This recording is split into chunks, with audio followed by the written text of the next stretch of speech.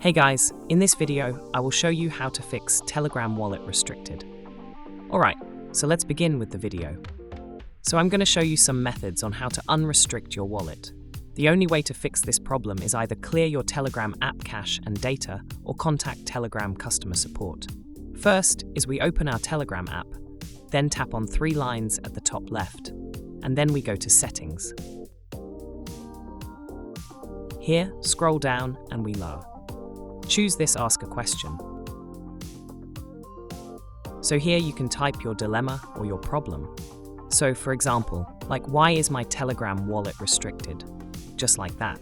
Another method is you go to Google and search for Telegram support.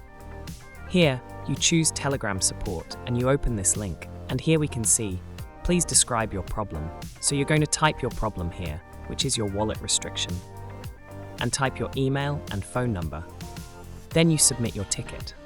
Another method to contact Telegram support is Number. We can do it by Gmail, so let's open up our Gmail app and compose an email. Here, type in spam at telegram.rg.